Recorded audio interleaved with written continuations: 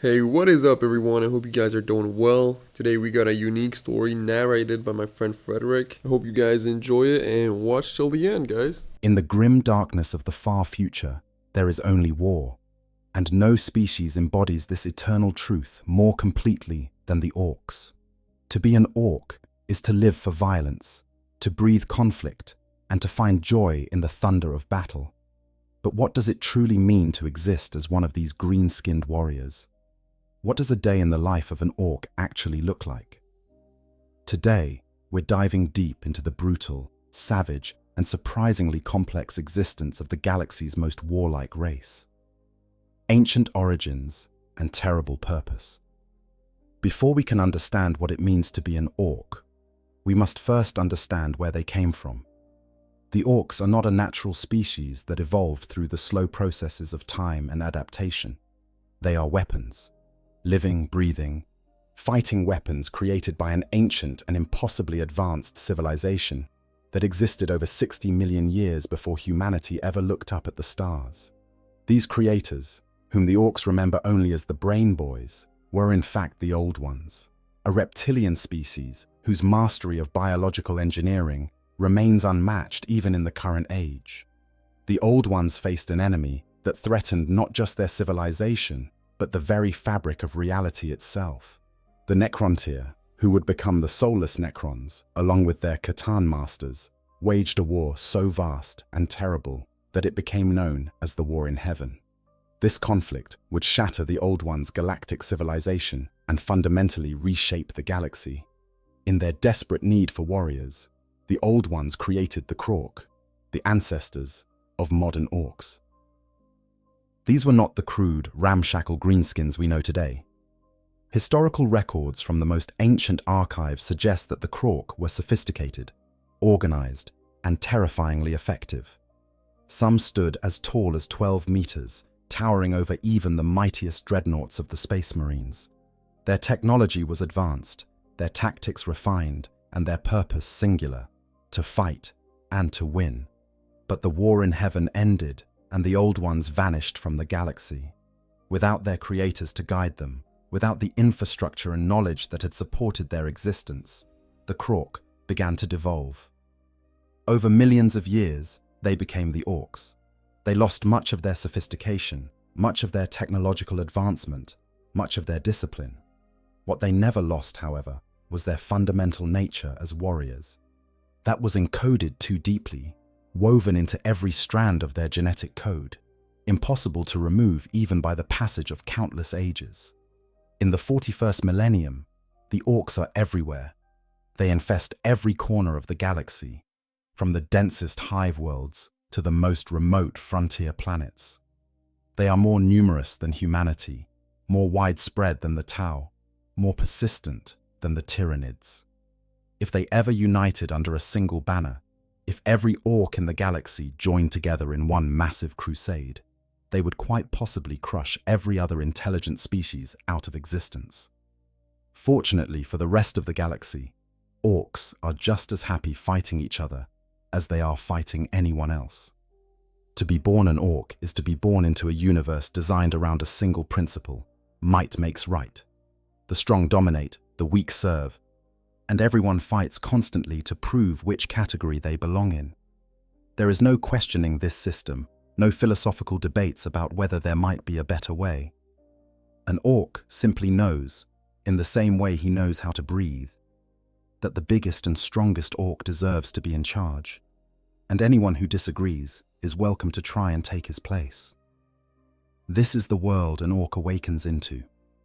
This is the reality that shapes every moment of his existence, from the instant he first draws breath to the moment he finally falls in battle. From spore to boy, an unusual birth. An orc's life begins in darkness, growing beneath the soil like some strange fusion of plant and animal. Because that's exactly what an orc is. A symbiotic organism that combines animal tissue with fungal biology in ways that would make any imperial biologist's head spin with confusion and horror. Orcs don't reproduce the way humans do. There are no orc children playing in the streets, no families raising their young. No schools or learning institutions. Instead, orcs release microscopic fungal spores throughout their entire lives. Every orc sheds these spores constantly, but the real deluge comes at the moment of death. When an orc dies, especially if he dies violently in battle, his body releases a massive cloud of spores that drift on the wind and settle into the soil. These spores are remarkable things. They don't just contain the genetic information needed to create new orcs. They contain the blueprints for an entire ecosystem. One spore might grow into an orc. Another might become a squig. A third could develop into a Gretchen or a snotling, all from the same genetic source, all part of the same interconnected biological system. Once a spore lands in suitable soil, it begins to grow. It sends down roots, drawing nutrients from the earth. It forms a structure that's part plant, part womb, nurturing the developing organism within. The exact details of this process remain somewhat mysterious even to the Imperium's most learned xenobiologists, but the end result is clear enough. After a period that can vary from weeks to months depending on environmental conditions, something emerges from the ground.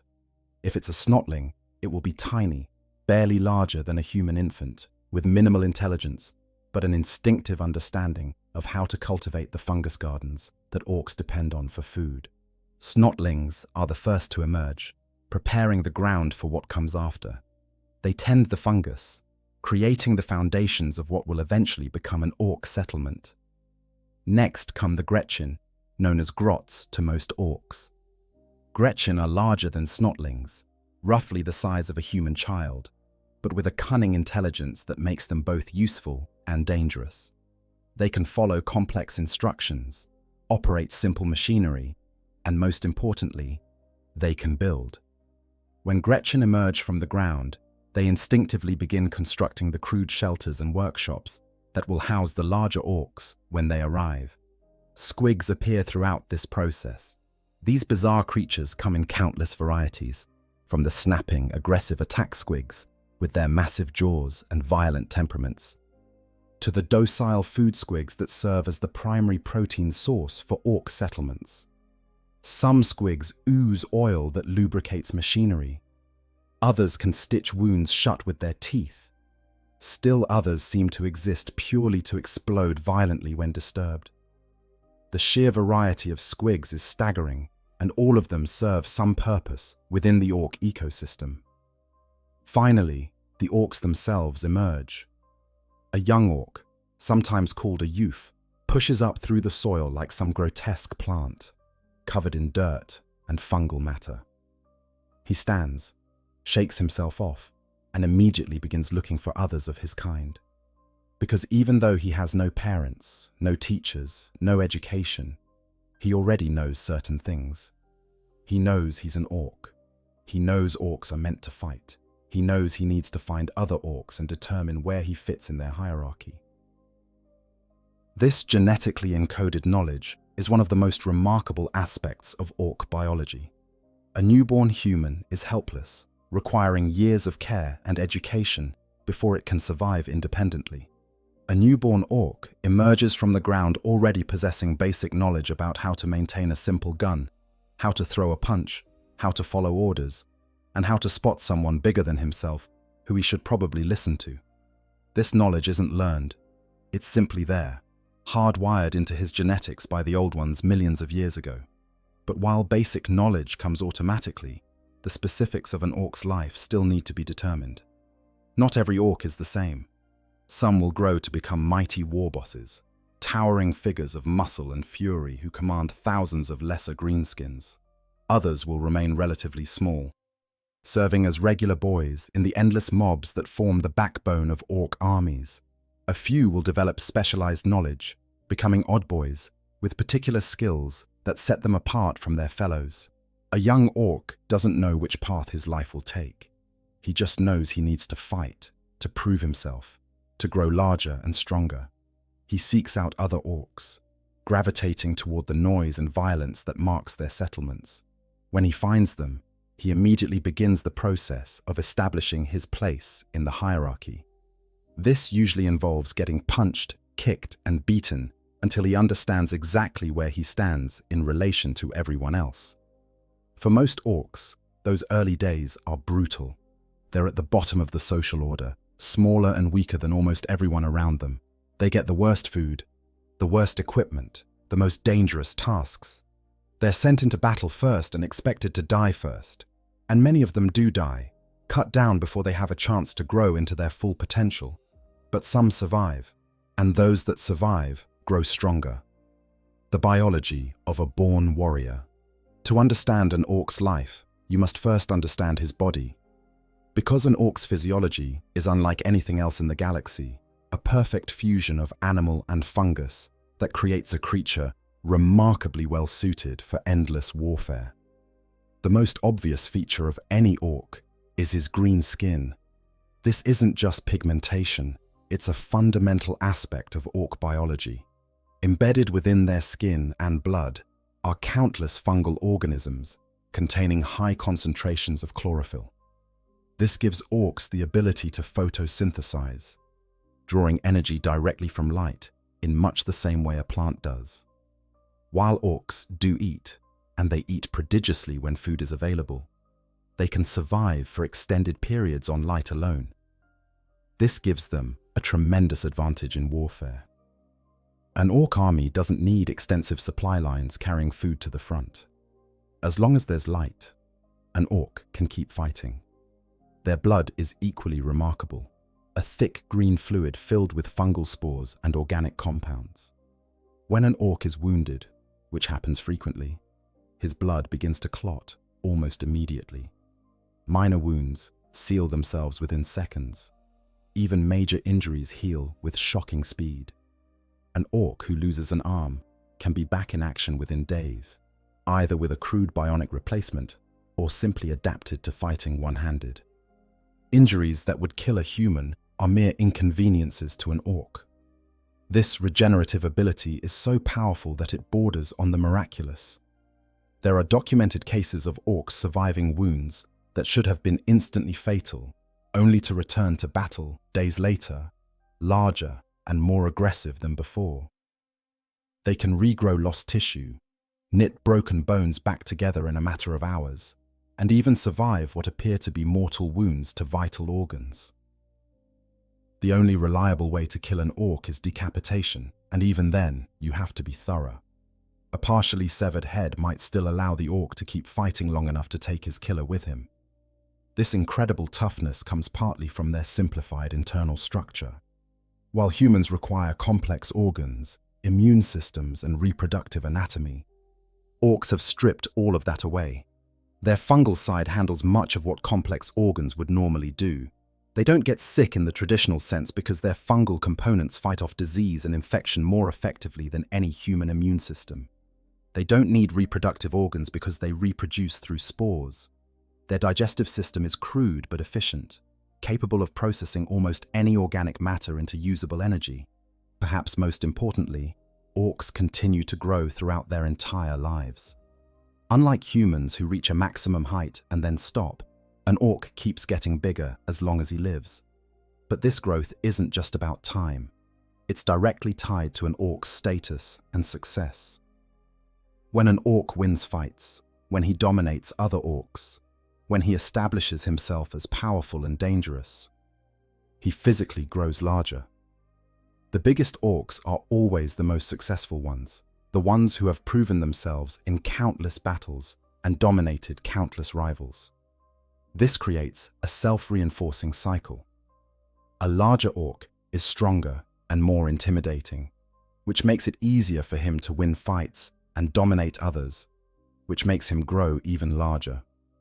A war boss stands head and shoulders above his boys, not because he was born bigger, but because he fought harder, won more battles, and killed more rivals. His massive size is both the cause and the result of his dominance.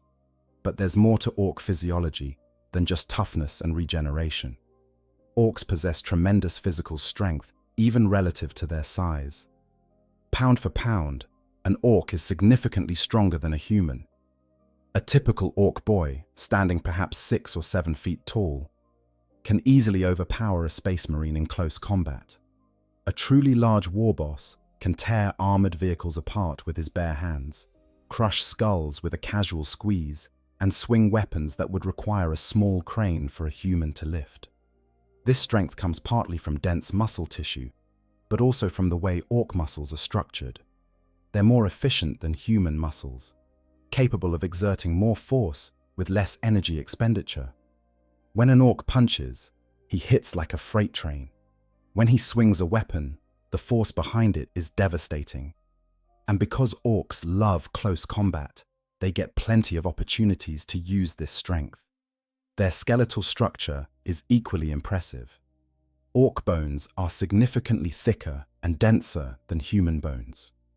An orc's skull is so thick that shots that would blow a human's head apart will simply dent an orc's cranium, leaving him dazed but alive. Their ribs provide excellent protection for their simplified organs. Even their fingers and toes are reinforced to the point where an orc can kick through a solid wall without breaking anything. All of this makes orcs incredibly difficult to kill. You can shoot them, stab them, burn them, blow them up, and they'll keep coming at you, laughing and bellowing their enthusiasm for the fight. Veteran Imperial Guardsmen will tell you that the only way to be sure an orc is dead is to reduce him to component pieces, because anything less might allow him to get back up for one more swing at you. One final aspect of orc biology deserves mention: their teeth.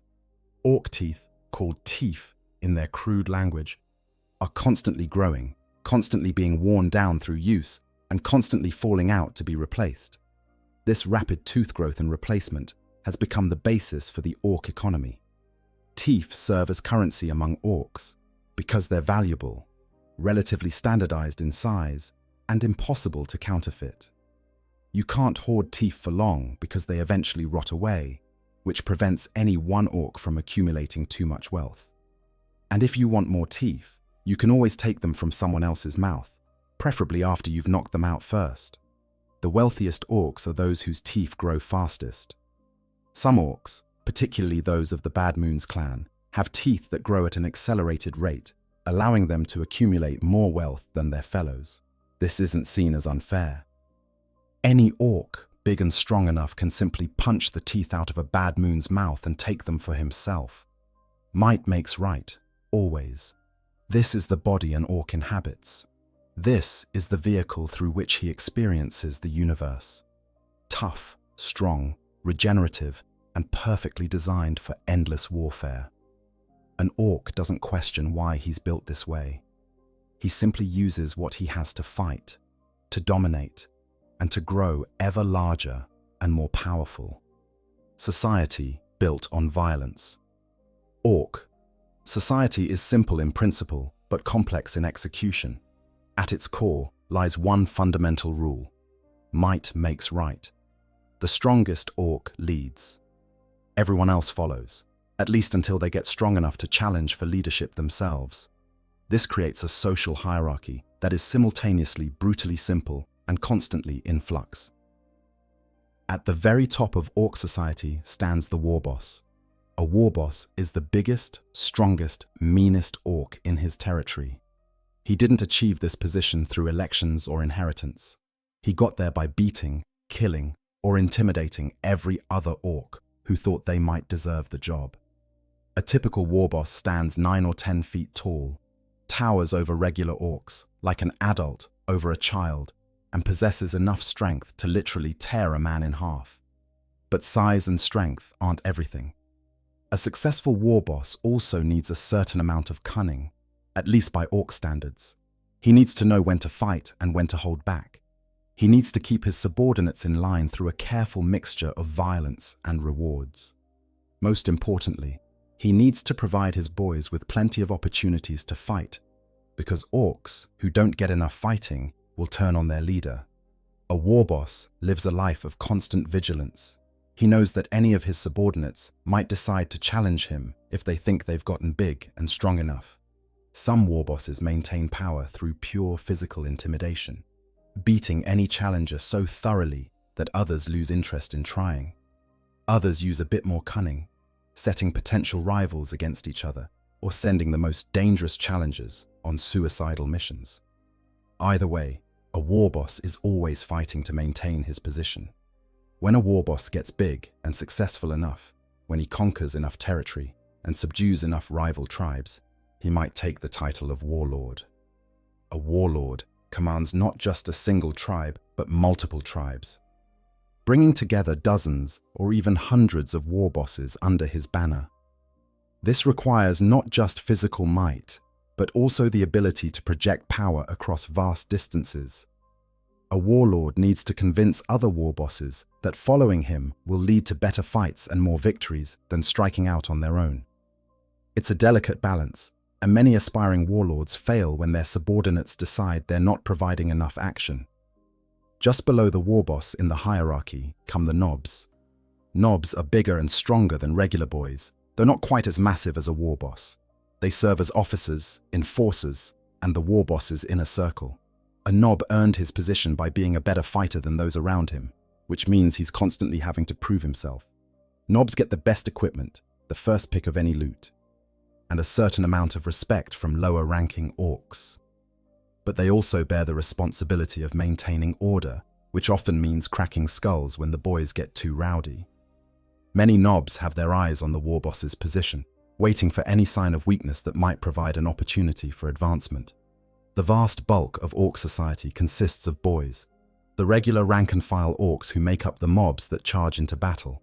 A boy's life is straightforward.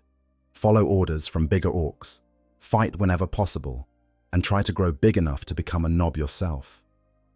Boys organize themselves into loose groups called mobs, often based on their preferred style of fighting. Some mobs focus on close combat, arming themselves with brutal melee weapons and charging headlong into the enemy. Others prefer shooting, grabbing whatever ranged weapons they can find and blazing away at anything that moves. Boys are constantly competing with each other for status, fighting amongst themselves to establish pecking orders within their mobs. Below the boys come the Gretchen, the smaller greenskins who perform most of the actual work in orc society.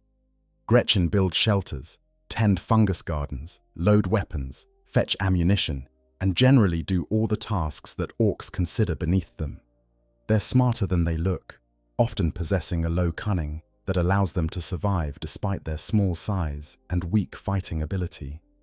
Gretchen exist in a constant state of fear and resentment, bullied by the larger orcs, but knowing they're essential to the tribe's functioning.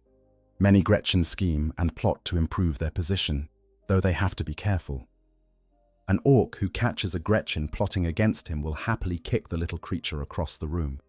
At the very bottom of the social hierarchy are the snotlings, creatures barely more intelligent than animals. Snotlings mainly tend the fungus gardens, scurrying around on their stubby legs, and occasionally being eaten by hungry orcs when food runs short. They're too simple to scheme or plot, too small to fight effectively, and generally beneath the notice of anyone except the runthirds who herd them around. This hierarchy isn't static. Orcs are constantly fighting among themselves, constantly testing each other, constantly looking for opportunities to move up in the ranks. An orc who wins an impressive victory might find himself suddenly larger and stronger, promoted to nob by simple fact of his increased size. A nob who defeats a rival. Nob might take his equipment and his mob. Even a war boss can be overthrown if he shows weakness or fails to provide enough fighting to keep his boys satisfied. Beyond the basic hierarchy, orc society divides itself into tribes and clans. A tribe is a more temporary organization, a collection of orcs who follow a particular war boss. Tribes form, fight, conquer, or are conquered, and dissolve regularly. An orc's loyalty to his tribe lasts exactly as long as that tribe keeps winning battles. Lose too many fights, and orcs will start drifting away to join more successful war bosses. Clans, however, are permanent. Every orc knows instinctively which clan he belongs to, and this identity stays with him his entire life. You know, I've been researching Warhammer lore for quite a while now, and I have to say, the orcs are probably my favorite faction to study. Not because they're the most powerful or the most complex, but because they're just so perfectly designed for their purpose. Think about it. Every other faction in 40K is suffering. The Imperium is drowning in bureaucracy and desperation. Chaos is consumed by its own corruption. The elder are dying out, but the orcs, they're having the time of their lives. They wake up every day and do exactly what they were made to do, and they love every second of it. There's something almost refreshing about that level of pure and complicated purpose. They're not tragic heroes or corrupted villains. They're just big green warriors who want to fight. And honestly, in the grimdark universe of 40k, that might make them the happiest species in the galaxy. Anyways, let's get back to the story. The clans represent different philosophical approaches to warfare and different aspects of orc culture. An orc doesn't choose his clan. He's born into it, his genetics determining which clan's traditions and preferences speak most strongly to him. The structure of orc society serves a single purpose: to create the most effective fighting force possible. Everything about how orcs organize themselves, from the brutal dominance hierarchy to the clan system, exists to ensure that strong fighters rise to positions of leadership, and that every orc is constantly pushed to become better at violence. It's not a kind system or a fair system by human standards, but for orcs, it's perfect. After all, why would they want anything different? The 6 great clans. While tribes come and go, constantly forming and reforming as war bosses rise and fall, the great clans of the orcs represent permanent cultural traditions that have existed for thousands of years. Each clan embodies a different aspect of what it means to be an orc, a different philosophy of warfare, a different approach to life. An orc knows his clan from the moment he emerges from the ground, and that clan identity shapes everything about how he fights and how he sees the world. The Goths are perhaps the most stereotypically orky of all the clans. They value close combat above all else, believing that a proper fight happens when you can look your enemy in the eye while you're killing him. Goths disdain ranged weapons as cowardly, preferring massive melee weapons that can split a man in two. They paint their vehicles and armor black with red or white detailing, and they're known for having the most boys of any clan. A Goth mob is a terrifying sight. Hundreds of massive orcs armed with brutal axes, swords, and power claws, bellowing their enthusiasm as they charge straight at the enemy with no thought for tactics or strategy beyond get stuck in and crump 'em. Goths take pride in their reputation as the hardest, toughest, most violent orcs around. They're constantly starting fights with other clans to prove their superiority in close combat. Among Goths, status comes purely from fighting prowess. The biggest, strongest Goth who's won the most fights leads, and anyone who disagrees is welcome to try and take his place. Many famous war bosses have come from the Goth clan, including the mighty Gazkul Mag Uruk Thraka himself, though he's now beyond such simple clan distinctions in his role as the prophet of the orc gods. The Evil Sons represent the opposite end of the spectrum from the methodical Goths. Evil Sons are speed freaks, absolutely obsessed with going fast. They paint everything red because, in the logic of orc belief, red makes things go faster. And thanks to the Gestalt psychic field that all orcs generate, this belief actually affects reality, making red vehicles genuinely faster than they should be. Evil Sons have more bikes, buggies, trucks, and other vehicles than any other clan. They don't walk to battle. They race there at breakneck speed, whooping and hollering as they bounce over terrain that would destroy any sensible vehicle. An Evil Sons orc would rather die than be slow. They constantly push their vehicles to the limit and beyond, performing reckless stunts and modifications that frequently end in spectacular crashes. But when an Evil Sons warband hits the enemy, they hit hard and fast, using their incredible speed to close the distance before the enemy can properly respond. They favor mounted weapons that can be fired while moving, and they're experts at hit-and-run tactics, though they rarely bother with the running away part if they can help it. The Bad Moons are the richest of all the orc clans, and they're not shy about showing off their wealth. Bad Moons have teeth that grow faster than other orcs, giving them a steady supply of currency that other orcs have to work harder to acquire. They use this wealth to acquire the best weapons, the best armor, and the most impressive vehicles. A Bad Moons orc is typically covered in flashy decoration, gaudy colors, and as much gold and bling as he can possibly strap to himself. They essentially function as the merchant class of orc society, trading goods and weapons to other clans in exchange for more teeth. Other orcs view bad moons with a mixture of envy and contempt. On one hand, their wealth is impressive and their equipment is undeniably good. On the other hand, they got that wealth through an accident of biology rather than through fighting, which rubs many orcs the wrong way. Bad moons compensate for this by being especially aggressive in battle, determined to prove that their wealth doesn't make them soft. They field some of the most heavily armed and armored mobs in any orc army, and their death dreads and flashgits are particularly fearsome. The blood axes are perhaps the most unusual and controversial of the major clans.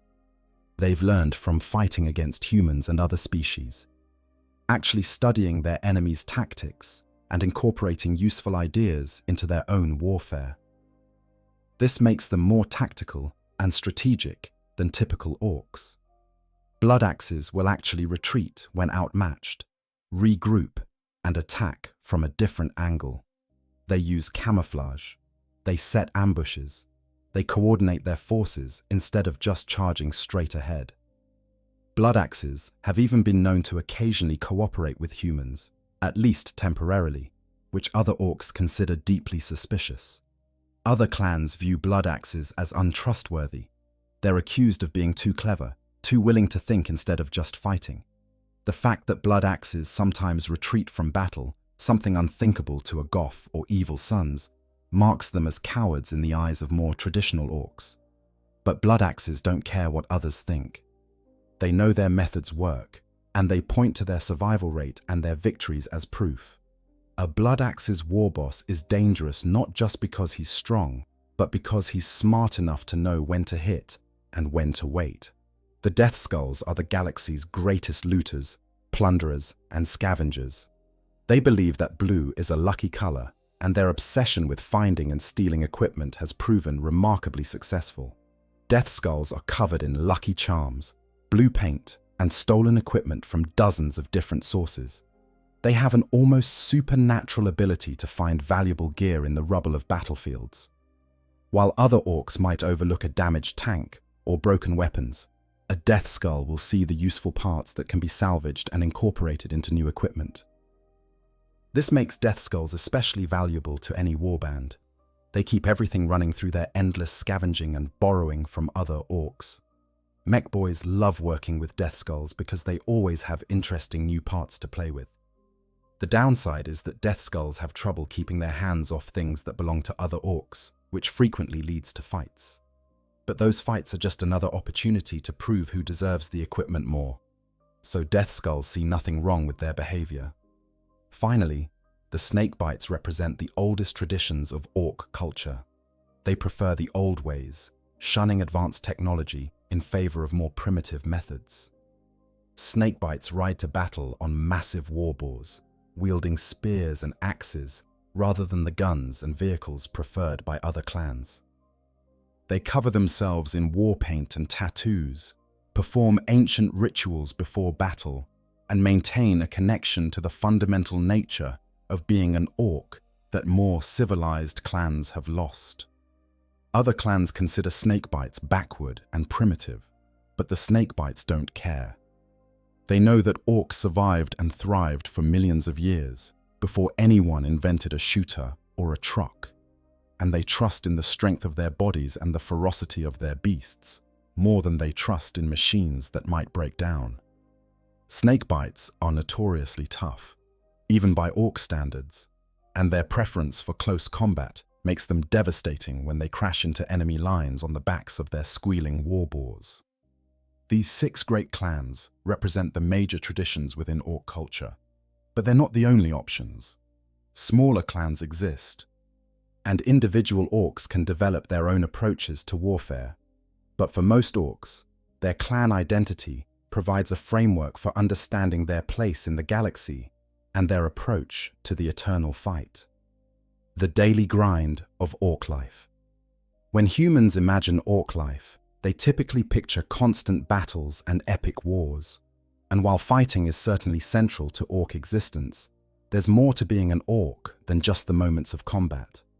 Between battles, orcs have their own routines, their own daily activities, their own version of normal life. Of course, normal for an orc involves a level of violence and chaos that would horrify most humans, but it's normal to them. Understanding the daily rhythms of orc society reveals something surprising. Despite their reputation for mindless violence, orcs have developed a functioning civilization, albeit one that operates on principles completely alien to human understanding. Their settlements, whether temporary camps or more permanent strongholds, buzz with activity from dawn until well past dusk. And even in the quietest moments, the threat of sudden violence hangs in the air like a promise, waiting to be fulfilled. A typical day for a regular orc boy begins with waking up in whatever crude shelter he's claimed for himself. This might be a ramshackle hut made from scrap metal and salvaged materials, a tent made from old tarps, or just a hole in the ground with some boards thrown over it. Orcs aren't picky about their accommodations. As long as it keeps the worst of the rain off and provides a place to store their weapons, it's good enough. The first order of business is usually food. Orcs are omnivores with incredibly robust digestive systems, capable of eating almost anything organic without ill effect. The primary protein source in most orc settlements comes from squigs, the bizarre creatures that grow from the same spores as the orcs themselves. Food squigs are fat, relatively docile creatures that waddle around on stumpy legs, perfect for slaughtering and roasting. Orcs also eat fungus, lots of fungus, cultivated in vast gardens by snotlings and Gretchen. This fungus comes in many varieties, some nutritious, some intoxicating, some used for medicine or manufacturing. Between the squigs and the fungus, an orc settlement becomes essentially self-sufficient for food, which is one reason why orc invasions are so difficult to stop. They don't need supply lines. They bring their entire ecosystem with them. After eating, an orc's activities depend largely on his position in the hierarchy and his particular skills. Regular boys spend much of their time maintaining and improving their equipment. An orc weapon is never truly finished. There's always something that can be bolted on, hammered into a different shape, or painted a different color. Orcs are constantly tinkering with their gear, not because they have any formal training in engineering, but because they possess an instinctive understanding of basic mechanics. This genetic knowledge, implanted by the Old Ones millions of years ago, allows any orc to perform basic maintenance on weapons and vehicles, even without being taught. But while all orcs can handle basic maintenance, they're not all equally skilled. When something needs serious repairs or improvements, that's when an orc seeks out a mech boy.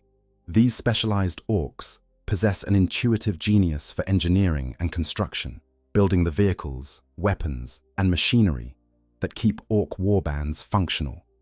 We'll discuss mech boys and other specialized orcs in more detail later. But for now, it's enough to know that they're constantly busy in their workshops, hammering, welding, and occasionally exploding things through unfortunate miscalculations. Orcs also spend significant time fighting each other, not in the organized, purposeful way they fight their enemies, but in constant scraps and brawls that establish and reinforce the social hierarchy. Two orcs might start arguing about whose weapon is better, which quickly escalates to showing each other whose weapon is better by hitting each other with it. A mob of boys might spontaneously start a massive brawl just because they're bored and there's nothing else to do. These fights are rarely fatal, but they're brutal and violent, with orcs enthusiastically beating each other bloody before returning to whatever they were doing before. These constant scraps serve an important purpose in orc society. They keep everyone sharp, ready to fight at a moment's notice. They establish who's dominant and who's submissive within each mob and warband. They provide entertainment and excitement during periods when there's no external enemy to fight. And they allow young orcs to grow and develop their fighting skills in a relatively safe environment. An orc who gets beaten badly in a brawl with his own kind learns from the experience and comes back stronger. An orc who wins repeatedly grows larger and more confident, preparing himself for eventual promotion to nob status. There's also quite a bit of what humans would call work, though orcs would never describe it that way. Fortifications need to be built, at least crude ones. Weapons need to be manufactured. Vehicles need to be assembled. All of this requires labor, and while much of it falls to Gretchen, orcs themselves handle the heavier tasks. But even these activities have a competitive element. Orcs will race to see who can build a wall faster, who can carry the heaviest load, who can assemble a gun more quickly. Everything becomes a contest, another opportunity to prove superiority over their fellows. In the evenings, if evenings exist on whatever world they're occupying, orcs gather around fires and tell stories. These aren't the carefully crafted narratives of human cultures. Orc stories are boastful, exaggerated accounts of battles fought and enemies killed. An orc will describe how he single-handedly fought off 20 enemy soldiers, when in reality he might have been part of a mob that fought off 5. Another orc will counter with an even more outrageous tale, claiming he fought 50 enemies and killed them all with his bare hands. These stories get more exaggerated with each telling, growing into legends that bear little resemblance to the actual events. But accuracy doesn't matter to orcs. What matters is the telling, the performance, the entertainment value.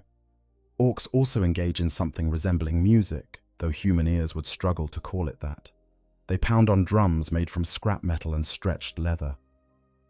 They blow into crude horns that produce ear-splitting blasts of noise. Some particularly innovative orcs have even created musical instruments from living squigs, producing sounds that are simultaneously organic and mechanical, melodic and chaotic.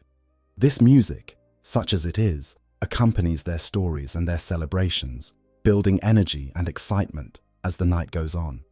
Throughout all of these activities, the underlying current of orc life remains constant. The need to prove oneself, the need to dominate or submit, the need to prepare for the next fight. An orc who's not actively fighting is thinking about fighting, talking about fighting, preparing for fighting. Combat isn't something that happens occasionally in an orc's life. It's the central organizing principle around which everything else revolves. Even sleep, when it comes, is often interrupted by violence. An orc might wake to find another orc trying to steal his best weapon, leading to a midnight brawl that wakes half the camp. Or a rival mob might launch a raid in the darkness, trying to prove their superiority. Or a Gretchen might accidentally wake a sleeping orc by bumping into him, resulting in the unfortunate creature being kicked halfway across the settlement. Peace and quiet are rare commodities in orc society, and most orcs wouldn't want it any other way. This is what daily life looks like for an orc. It's rough, it's violent, it's chaotic, and it's exactly what they're designed for. Every day brings new opportunities to fight, to grow, to prove oneself. Every day reinforces the fundamental truths of orc existence. Might makes right, the strong dominate the weak, and there's nothing in the universe more important than a good fight. The thunder of battle. But daily life, as described above, is just the preparation. The real purpose of an orc's existence, the moment when everything comes together, is battle. This is what orcs are made for. This is when they truly come alive. To understand an orc, you must understand what combat means to them. For a human soldier, battle is terrifying. It's something to be endured, survived, escaped from as quickly as possible. The fear of death, of injury, of failure hangs heavy on every human warrior. Training and discipline help humans overcome this fear, but the fear never truly goes away.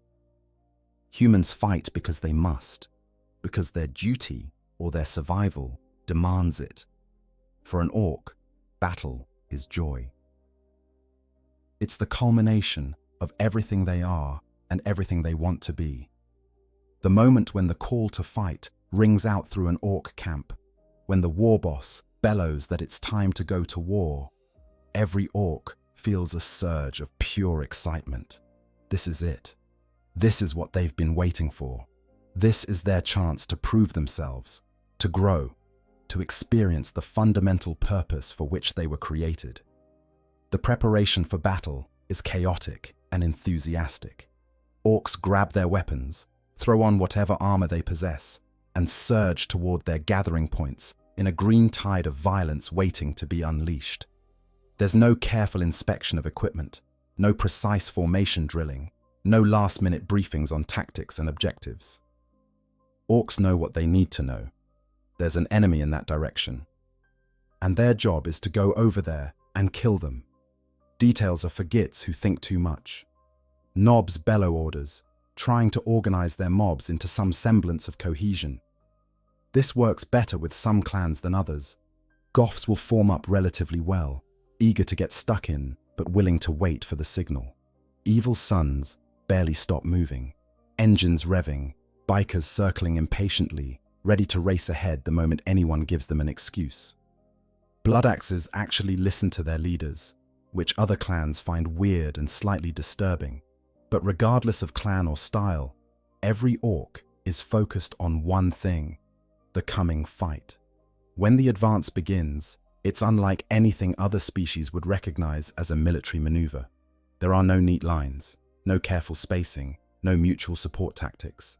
Instead, there's a massive tide of green bodies surging forward, each orc trying to get to the enemy faster than his fellows. Some orcs fire their weapons as they advance, not aiming so much as just shooting in the general direction of the enemy and hoping to hit something. Others save their ammunition for closer range, preferring to use their guns when they can actually see what they're shooting at. The noise is overwhelming, a combination of engines roaring, weapons firing, and thousands of orc voices raised in a collective roar of aggression. As the orcs close with their enemy, as the range decreases and the incoming fire intensifies, something remarkable happens. The collective psychic field that all orcs generate begins to build in power. Individually, orcs have almost no psychic ability, but together, their shared excitement, their shared belief in their own unstoppability, creates a gestalt field that affects reality itself. This field doesn't create dramatic visible effects like the powers of chaos sorcerers or elder psykers. Instead, it makes things work better. Weapons that should jam don't. Vehicles that should break down keep running. Wounds that should be fatal prove survivable. The orcs' absolute certainty that they're going to win makes them harder to kill and more dangerous to face. This field grows stronger as more orcs gather. A few dozen orcs have a relatively weak field. A few hundred create a noticeable effect. A few thousand orcs together generate a field so powerful that it can alter probability itself. Guns that shouldn't fire do. Ramshackle vehicles held together with wire and prayers stay functional. Crude armor provides better protection than it has any right to. The orcs' belief in themselves becomes a weapon as dangerous as any gun. When orcs finally crash into the enemy, when close combat begins, that's when they're at their absolute happiest. This is what they're made for. Close range, face to face, strength against strength, skill against skill. An orc swings his massive chopper with enough force to split a man in half. His power claw crackles with energy as it tears through armor. His sheer physical might allows him to grab an enemy soldier and literally tear him apart. And with each kill, with each victory, the orc feels himself growing just a bit larger, a bit stronger, a bit more confident in his own power. The violence of orc combat is shocking, even by the grim standards of the 41st millennium. Orcs don't kill cleanly or efficiently. They bludgeon, hack, tear, and crush their enemies with an enthusiasm that borders on mania. Blood and gore don't bother them. If anything, they enhance the experience. An orc covered in the blood of his enemies feels like he's achieved something important, proven his worth, demonstrated his strength. But orcs aren't mindless berserkers, despite what their behavior might suggest. Even in the midst of combat, they're aware of their surroundings, responding to threats, taking advantage of opportunities. A skilled orc warrior knows when to push forward and when to fall back briefly to avoid being surrounded. He knows how to use cover even if he doesn't bother with it much. He understands basic tactics like flanking and concentrating force on weak points. The difference is that orcs apply these tactics instinctively, without stopping to think about them, flowing from one action to another in a continuous stream of violence. Different clans express their combat style differently. Goths form a brutal melee that grinds through enemy positions through sheer weight of numbers and individual strength. Evil Sons hit like a high-speed hammer, racing past enemy forces to hit them from unexpected angles before circling back for another pass. Bad Moons stand and shoot, their superior equipment allowing them to pour devastating fire into their enemies. Blood Axes actually use tactics, maneuvering to outflank their opponents and striking from multiple directions at once.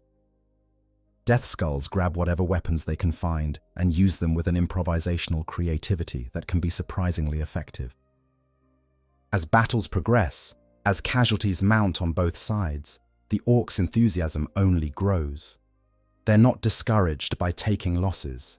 If anything, heavy casualties prove that this is a proper fight, worthy of their efforts.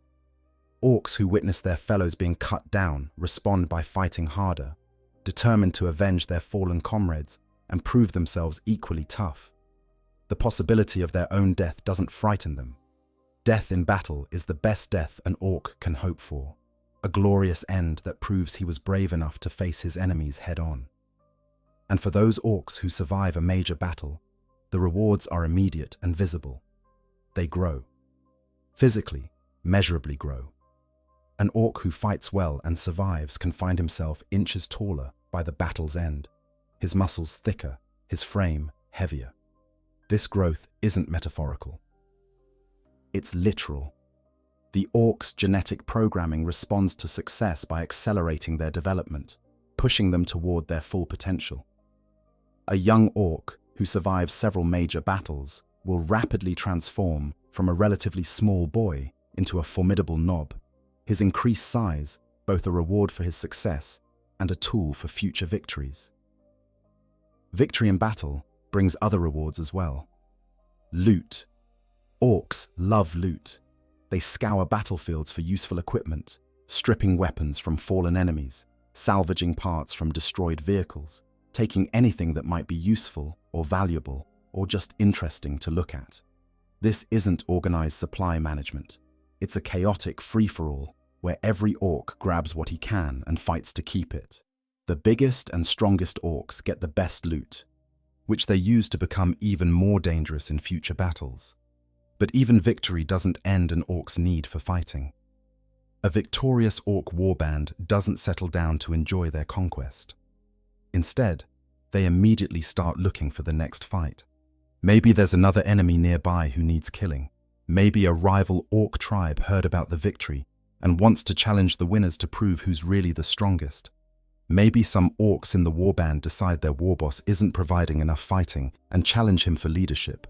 The victory celebration itself often devolves into a massive brawl as orcs argue over who killed the most enemies and who deserves the best loot. This is battle for an orc. Not a terrifying necessity, but a joyous fulfillment of purpose. Not something to be avoided, but something to be sought out and embraced. Every fight is an opportunity to prove strength, to grow larger, to establish dominance. Every enemy is a chance to test oneself against someone trying their hardest to kill you. Every victory is evidence that you're living the life you were meant to live, doing exactly what you were designed to do. For an orc, there is no higher calling than battle. There is no greater achievement than victory in combat. There is no better way to spend one's time than fighting, killing, and proving one's worth through violence. This is what it means to be an orc. This is the core of their existence.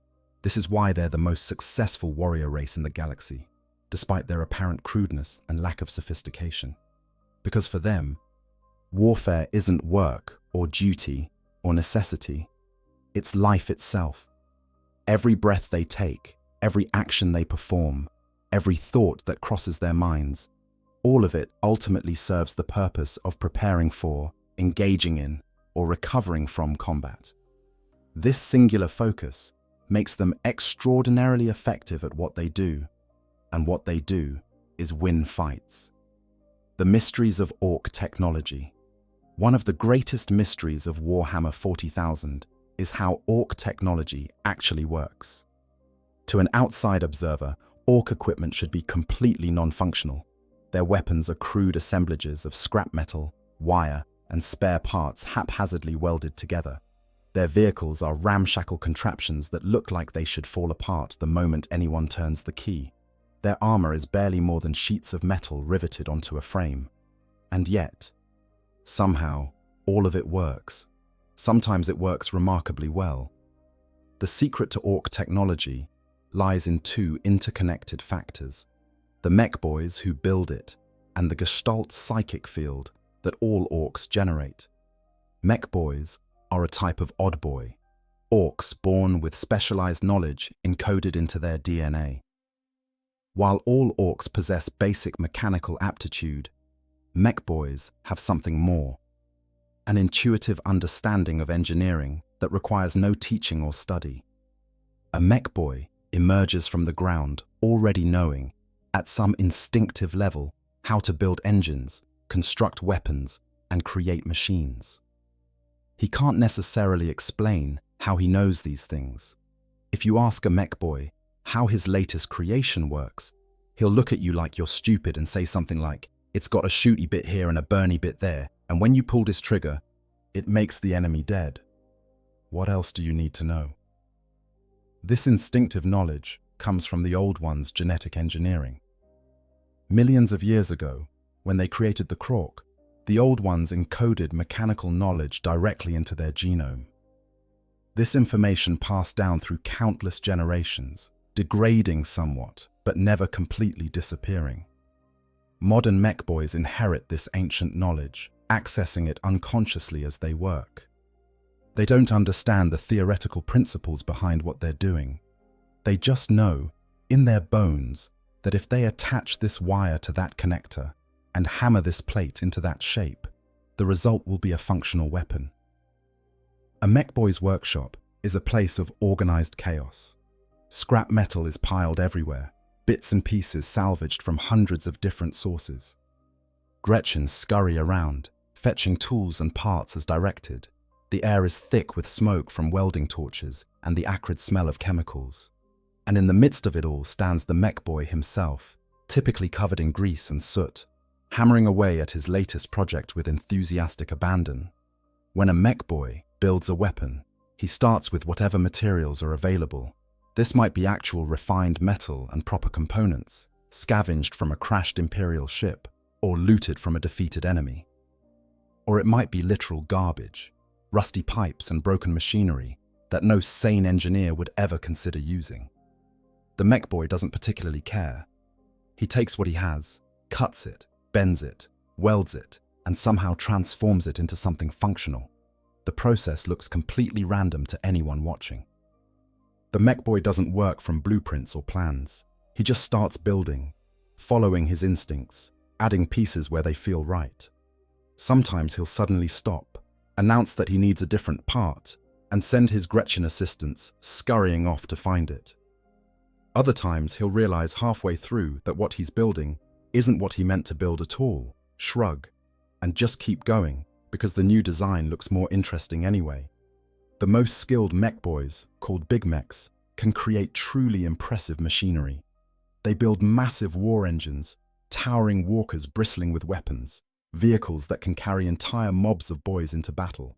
They construct force field generators, teleportation devices, and exotic weapons that boggle the minds of Imperial tech priests who examine them. These creations shouldn't work according to any known laws of physics or engineering. They're missing crucial components. They have parts that don't connect properly. They're powered by systems that can't possibly generate enough energy. And yet they work. This is where the second factor comes into play: the orc gestalt psychic field. All orcs generate a low-level psychic field unconsciously. Individually, this field is barely noticeable, but when thousands of orcs gather together, their collective field becomes powerful enough to affect reality itself. And one of the most important effects of this field is that it makes orc technology function. The way this works is subtle. The Gestalt field doesn't create energy from nothing or violate the laws of physics entirely. What it does is push probability in favorable directions. A gun that might jam doesn't. A connection that could fail stays solid. A vehicle that should run out of fuel keeps going just a bit longer. The orcs' absolute belief that their technology works helps make it work, smoothing over the rough edges and filling in the gaps left by crude construction. This effect is most visible with orc color beliefs. Orcs believe that red vehicles go faster, so red orc vehicles actually are faster, even if there's no mechanical reason they should be. They believe blue is lucky, so blue-painted orcs have slightly better fortune in battle. They believe purple is stealthy, so purple orcs are genuinely harder to spot. These effects aren't huge, but they're real, and they demonstrate how orc belief can shape reality. It's important to understand that this doesn't mean orc technology is pure psychic illusion. A shooter is still a gun, with bullets and a firing mechanism and all the basic components needed to shoot. The Gestalt field just helps it work more reliably than it should, given its crude construction. An orc truck is still a vehicle with an engine and wheels and a transmission. The field just makes all these components work together, despite the shoddy assembly. Humans can use captured orc weapons, though they find them unreliable and prone to jamming without the Gestalt field to support them. The technology itself is real. It's just enhanced and supported by the orcs' collective belief. Mech boys also maintain existing technology, keeping the vehicles and weapons of their warband functional. This is a never-ending task because orc equipment is constantly breaking down, getting shot up in battle, or simply falling apart from rough use. A mech boy's services are therefore extremely valuable. The best mech boys have multiple assistants, called spanners, younger orcs, who show talent with machines and are learning the trade. These spanners do much of the routine maintenance work, freeing the mech boy to focus on more complex projects. The most ambitious mech boys dream of building truly impressive creations. Some construct massive stompers, towering war machines that can level buildings and crush tanks underfoot. Others create Gorkanauts and Morkanauts, giant mecha that combine devastating firepower with surprising mobility. The most inventive mech boys build exotic weapons like shock attack guns, which teleport angry snotlings directly into the enemy's position, or teleportas, which allow entire mobs of orcs to teleport across the battlefield. These creations often have a short lifespan. They're built from scavenged parts, maintained poorly, and used roughly.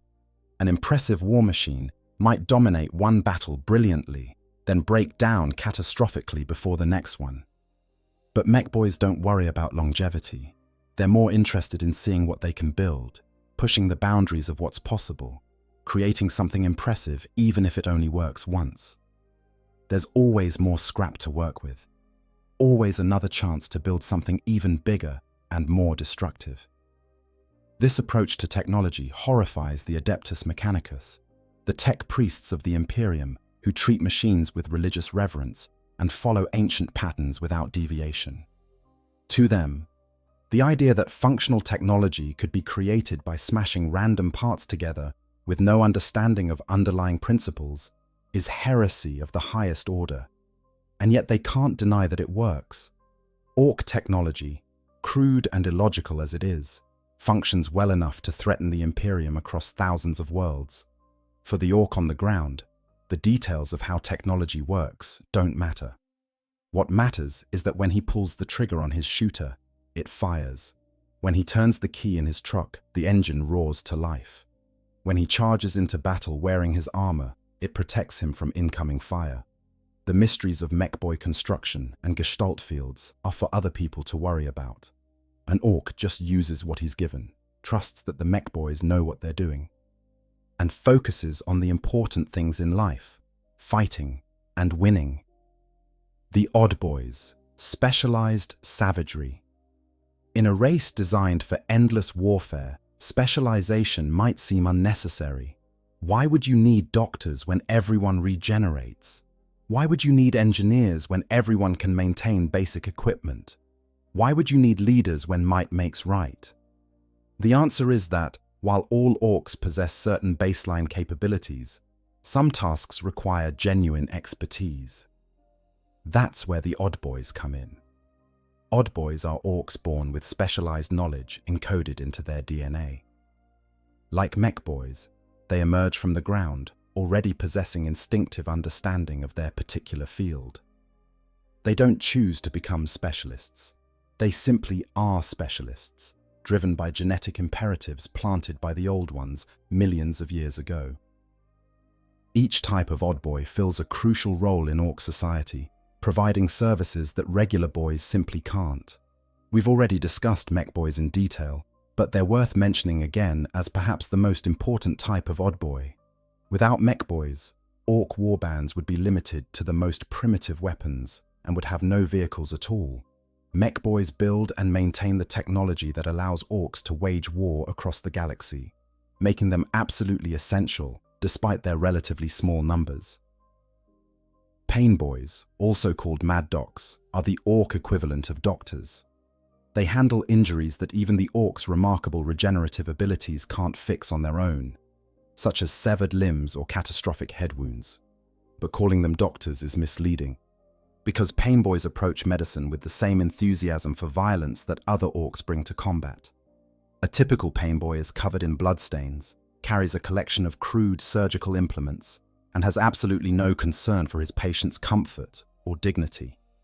When an orc needs medical attention, he goes to the pain boy's surgery, a chaotic workspace that combines operating theatre with charnel house. The pain boy straps his patient down, not because anesthesia is difficult to obtain, but because conscious patients are more entertaining and the pain boy can tell if he's accidentally killed them. Then he gets to work.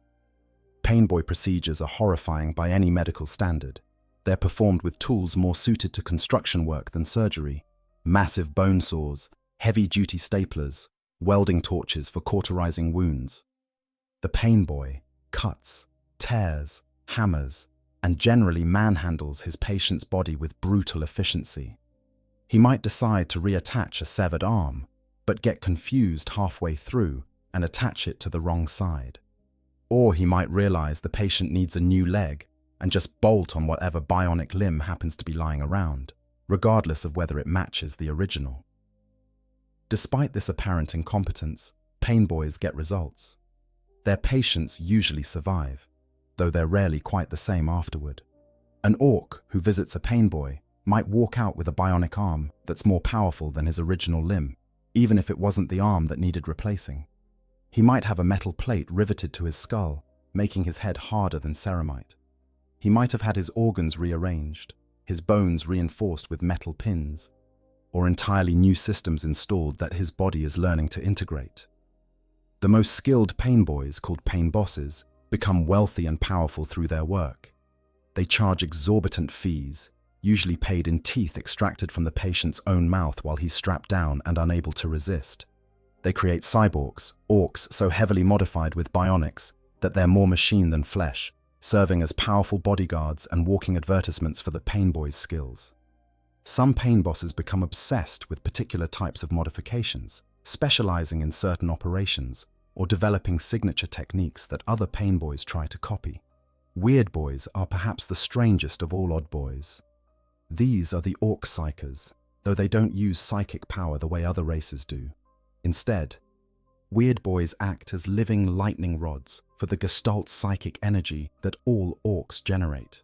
They absorb the background mental emissions of nearby orcs, channeling and storing this energy whether they want to or not. This makes being a weird boy extremely unpleasant. Imagine being surrounded by thousands of excited, aggressive orcs, all unconsciously broadcasting their enthusiasm and violent urges, with all of that psychic noise pouring into your head constantly. That's what life is like for a weird boy. The energy builds up in their minds, causing headaches, hallucinations, and intense discomfort. If they can't discharge this energy, if it builds up too much, their heads literally explode, often taking the heads of nearby orcs with them in a sympathetic detonation. Because of this, weird boys try to avoid other orcs when possible. They live in isolated huts built on stilts, which helps ground excess psychic energy. They wear brightly colored clothing, often with bells and other noisy decorations, so other orcs can easily spot them and stay away. They carry copper staffs that help channel energy harmlessly into the ground. But when battle comes, when the war boss demands their service, weird boys have no choice but to participate. In combat, weird boys are forced to the front lines by burly minders, whose job is to make sure the weird boy doesn't run away. As the battle intensifies, as more orcs gather and the collective excitement builds, the weird boy absorbs more and more energy. Eventually, he reaches a breaking point and unleashes everything he's absorbed in one massive psychic blast. This might manifest as a wave of green energy that reduces enemies to molten slag. It might cause the weird boy to teleport randomly across the battlefield. It might make nearby orcs suddenly grow to enormous size. The effects are unpredictable and often as dangerous to allies as to enemies, but they're undeniably powerful.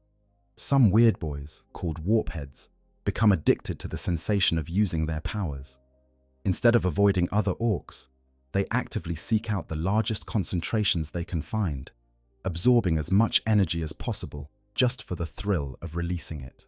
These addicted psychers are even more dangerous than normal weird boys, prone to exploding unexpectedly or causing reality warping effects that can devastate entire sections of a battlefield. Runvards serve as slave drivers and beast handlers, managing the Gretchen and Snotlings that perform much of the actual work in orc society. Armed with whips, prodding sticks, and vicious squig hounds, Runvards herd their charges to wherever they're needed.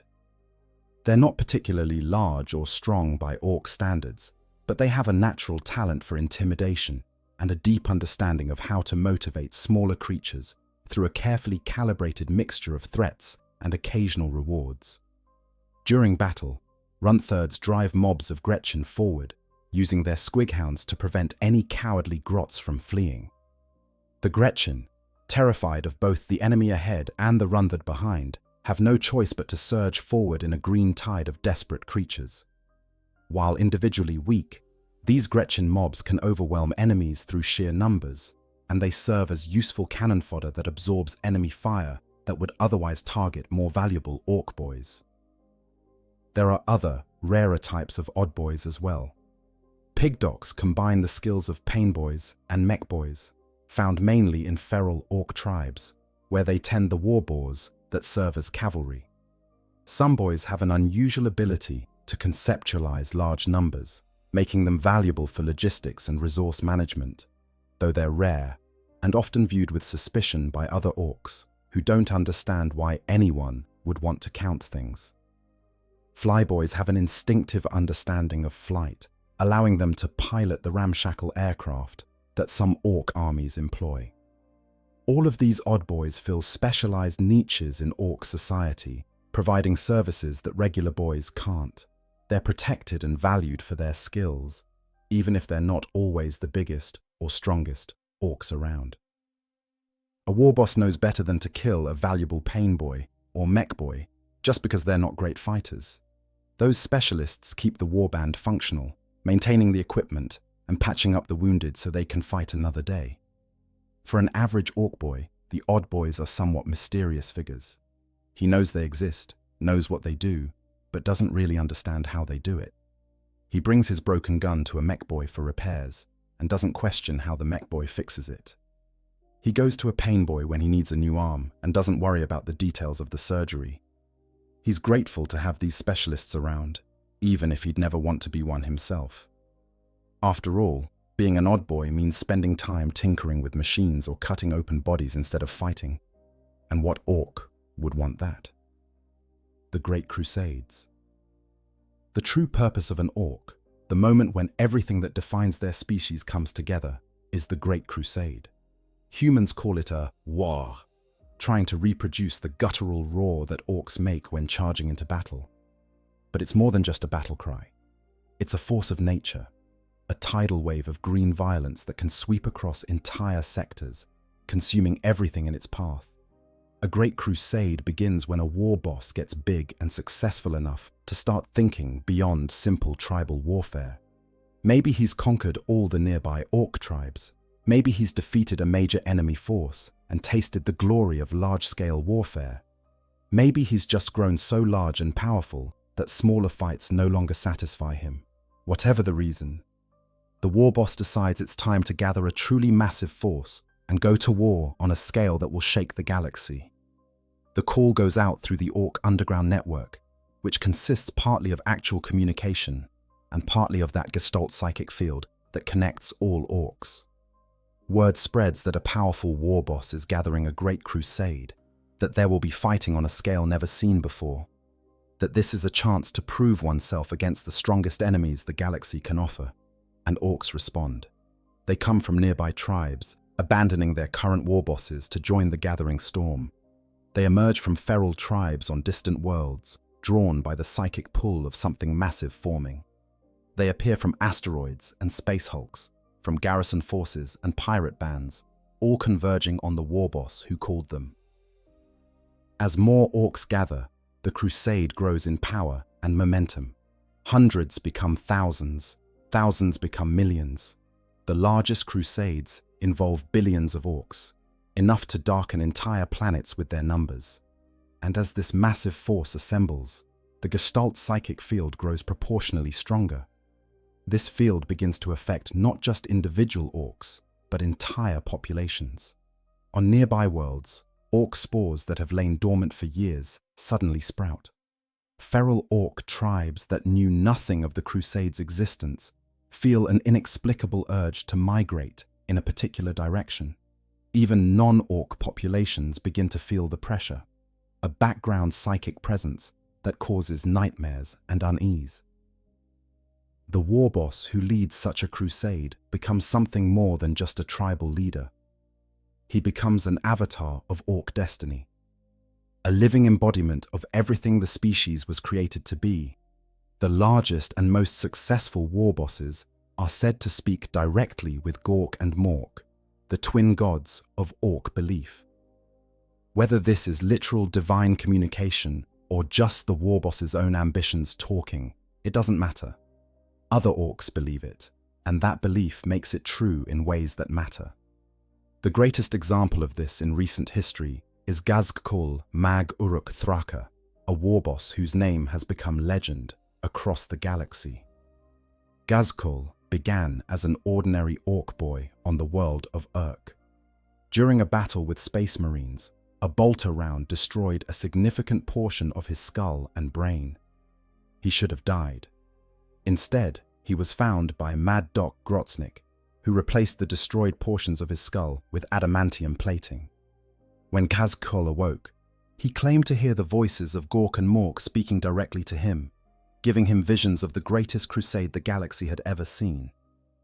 Whether divine inspiration or just the result of brain damage, Gazkul's visions drove him to unite the tribes of Urk and launch a massive crusade. His first major target was the world of Armageddon, a heavily industrialized imperial planet that had stood for thousands of years. The Second War for Armageddon saw billions of orcs crash against imperial defenses in a conflict that raged for years. Though eventually forced to withdraw, Gazkul had proven himself as one of the most dangerous war bosses in the galaxy. He returned to Armageddon 57 years later, leading an even larger force in the Third War for Armageddon. This time, the fighting was so intense that it drew Space Marine chapters from across the galaxy, along with countless Imperial Guard regiments and support forces. The war consumed the entire planet, turning it into a meat grinder where millions died every day. And through it all, Gazkul grew larger and more powerful, his legend spreading across the galaxy. But even Gazkul eventually grew bored with Armageddon. He realized that a single planet, no matter how strategically important, was too small a stage for his ambitions. So, he departed, leaving his generals to continue the fight, and set out to gather the greatest crusade in 8,000 years. His goal?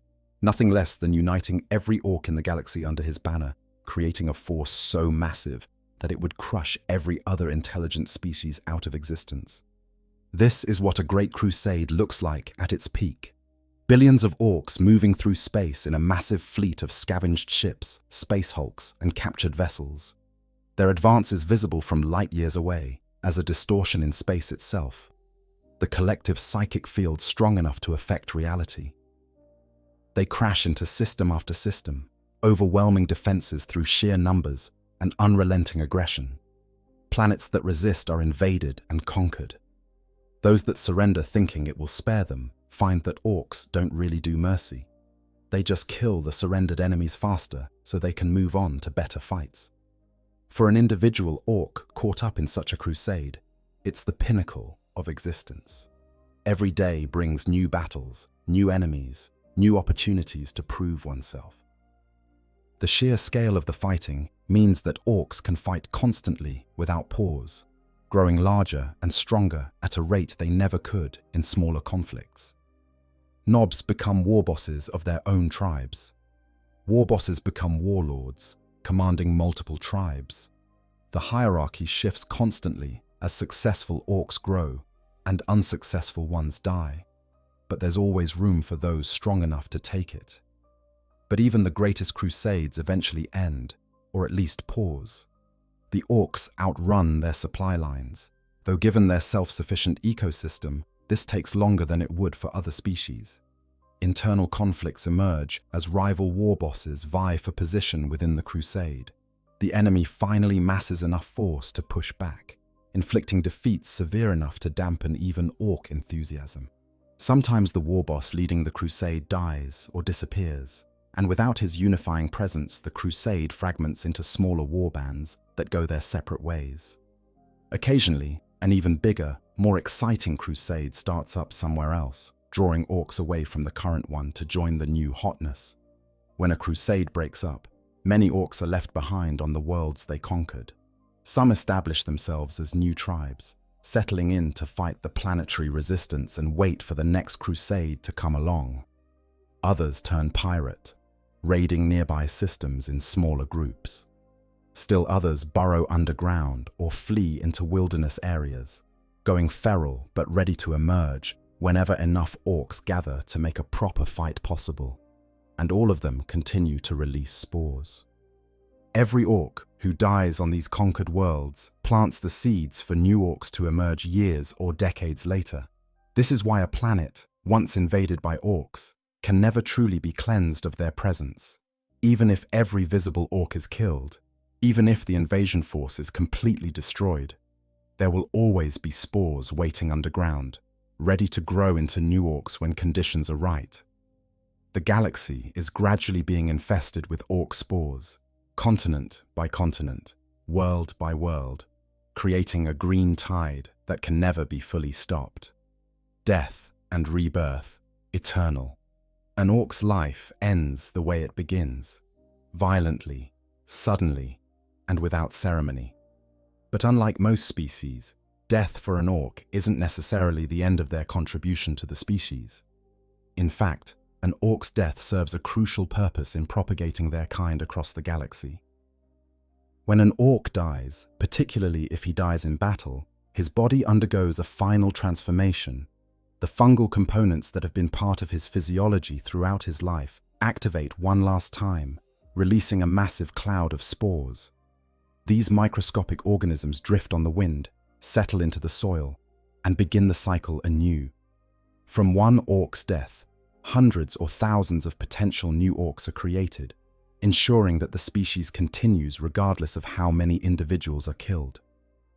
This process makes orc infestations incredibly difficult to eliminate.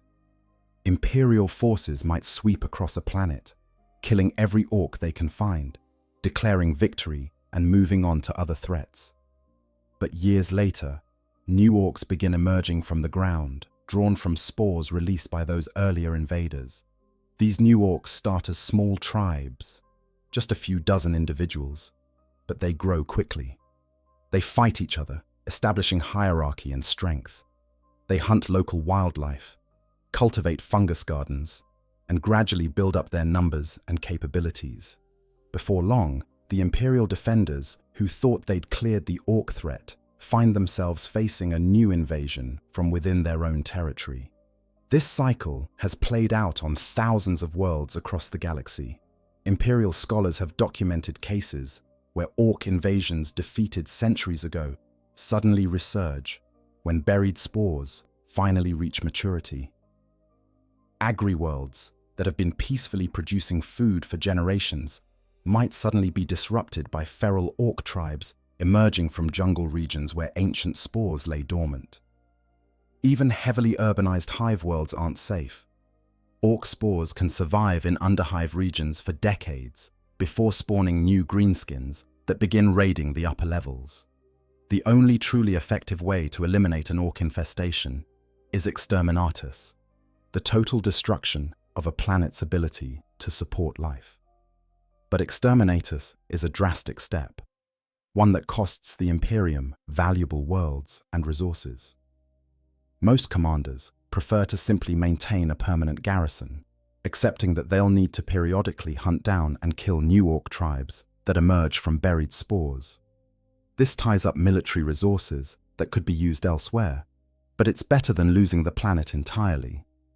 From an individual orc's perspective, death is simply a part of life. Orcs don't fear death the way humans do. They don't worry about what comes after or grieve for fallen comrades beyond a brief moment of respect. When an orc dies in battle, his fellows might pause long enough to loot his body, taking his best equipment and pulling any valuable teeth from his mouth. Then they move on, focusing on the ongoing fight rather than dwelling on the fallen. This attitude toward death allows orcs to fight with a reckless abandon that few other species can match. They don't hang back trying to preserve their lives.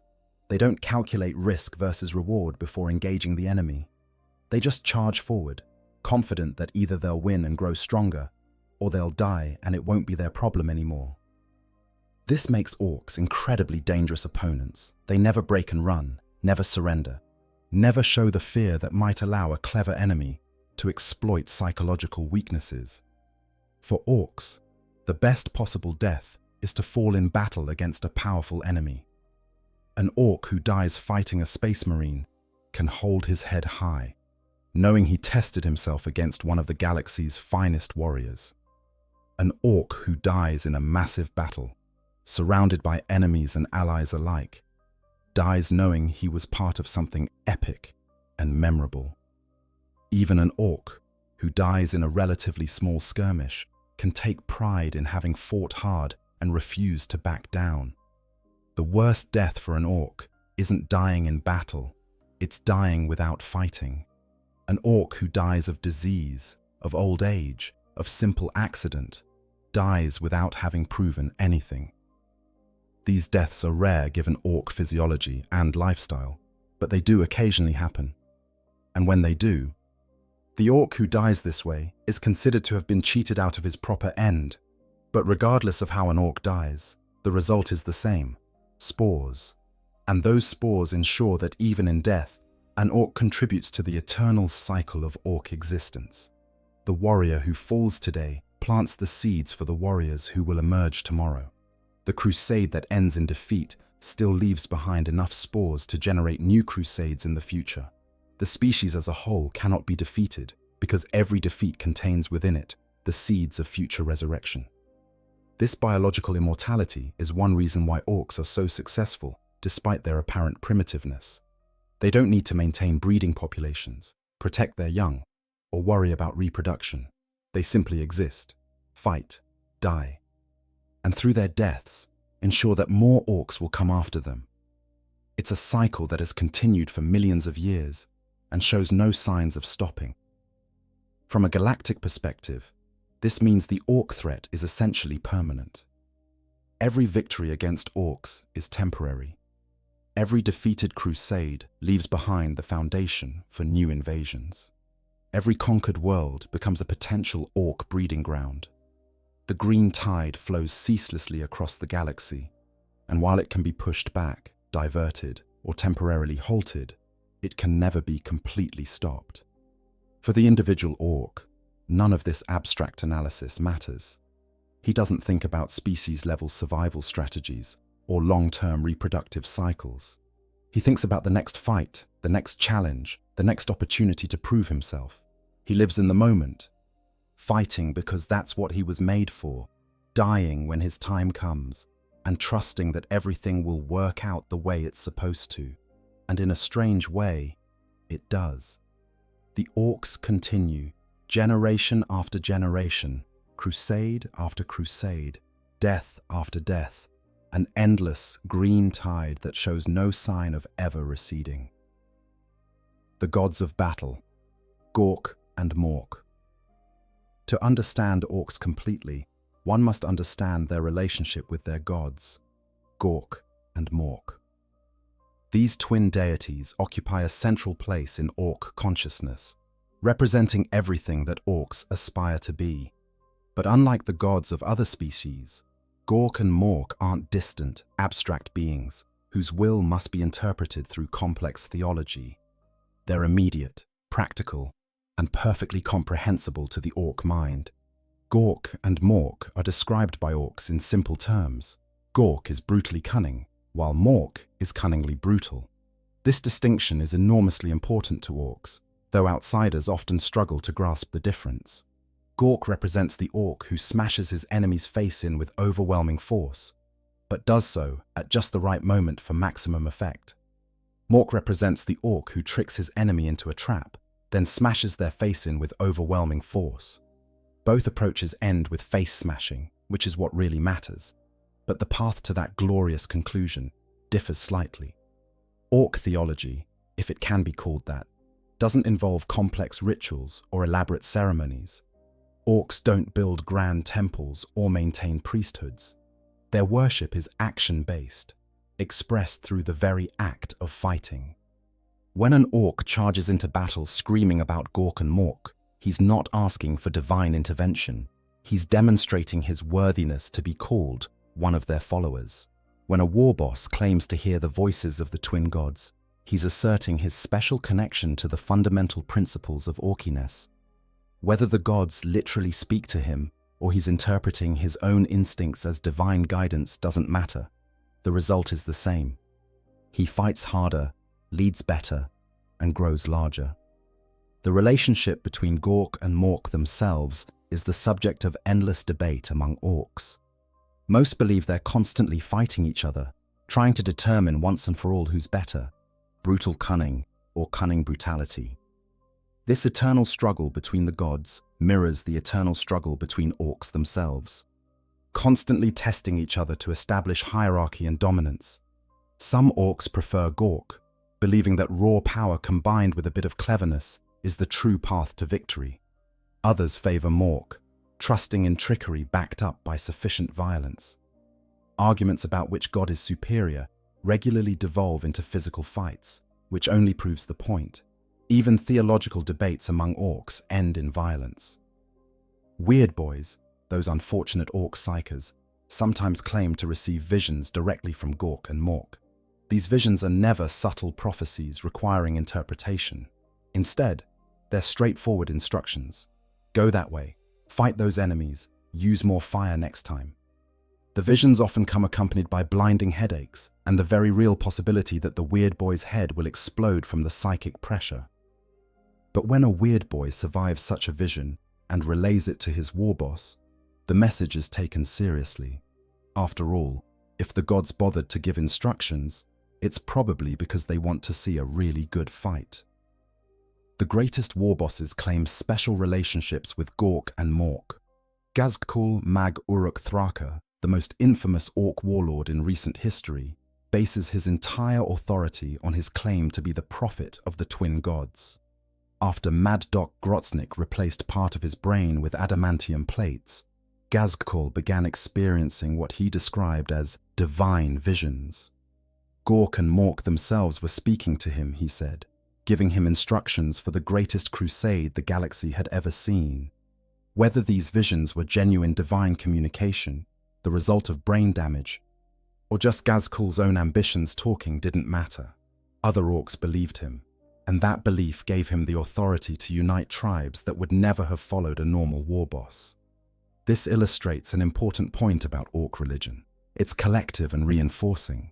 When enough orcs believe that Gork and Mork favor a particular warboss, their collective psychic field makes it more likely that the warboss will succeed in battle.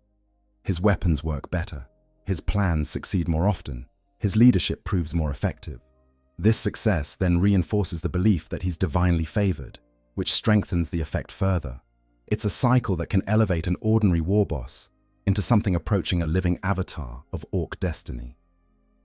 Some Imperial scholars theorize that Gork and Mork aren't just concepts or metaphors, but actual entities existing in the warp, sustained by orc belief, much like the Chaos Gods are sustained by human emotion.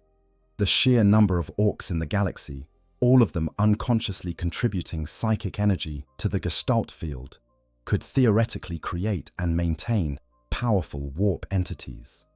If this theory is correct, then Gork and Mork are real in the most meaningful sense, existing as concentrations of orc aggression and cunning given form and consciousness. They would be gods of war in the most literal possible interpretation, beings whose existence depends on and encourages endless combat. The practical impact of this religious system on individual orcs is minimal in terms of restrictions or obligations. There are no prayers to recite, no holy days to observe, no commandments to follow. An orc's obligation to Gork and Mork is simple: fight well, fight often, and grow as large and dangerous as possible. Do that, and you're a good follower of the orc gods. Fail to do that, get killed by someone stronger, and you've proven yourself unworthy of their favor. It's theology that perfectly matches orc psychology, demanding nothing beyond what they were already going to do anyway. Even the youngest orcs understand this relationship instinctively. They don't need to be taught about Gork and Mork, they simply know. It's encoded into their genetics, just as surely as their knowledge of how to throw a punch or maintain a weapon. When an orc emerges from the ground for the first time, he already knows that Gork and Mork exist, that they favor the strong and disdain the weak. And that proper worship means proving yourself through combat. This eliminates any need for religious instruction or indoctrination. Orc faith is simply part of who they are, as natural as breathing. Different orc clans sometimes emphasize different aspects of the twin gods. Goths, with their love of straightforward close combat, tend to favor Gork's brutal cunning. They believe in hitting the enemy as hard as possible, but doing it at exactly the right moment and place for maximum impact. Blood axes, with their willingness to use tactics and strategy, lean more toward Mork's cunning brutality. They plan their attacks, set ambushes, and use their brains to maximize the effectiveness of their violence. But even these preferences aren't absolute. A Goth can appreciate a clever trick, and a blood axe enjoys a good straightforward brawl. The distinction is more about emphasis than exclusivity. Orc religious life does include some symbols and icons, though these are rudimentary compared to the elaborate symbolism of other species. Crude images of Gork and Mork are painted on vehicles, tattooed on skin, and carved into weapons. These depictions usually show massive, brutish figures wielding enormous weapons, sometimes fighting each other, sometimes fighting side by side against a common enemy. The exact details vary wildly, because no two orcs agree on what Gork and Mork actually look like. But the basic idea remains consistent. They're big, they're mean, and they're the ultimate examples of what an orc should aspire to become. This is the spiritual life of an orc, as much as they have one. It's uncomplicated, practical, and perfectly suited to a species designed for eternal warfare. Their gods don't demand sacrifice or penance or contemplation. They demand action, violence, and constant striving to prove one's strength. And in return, those who prove themselves worthy might grow large enough to shake the galaxy itself. Conclusion. This is the life of an orc in Warhammer 40,000.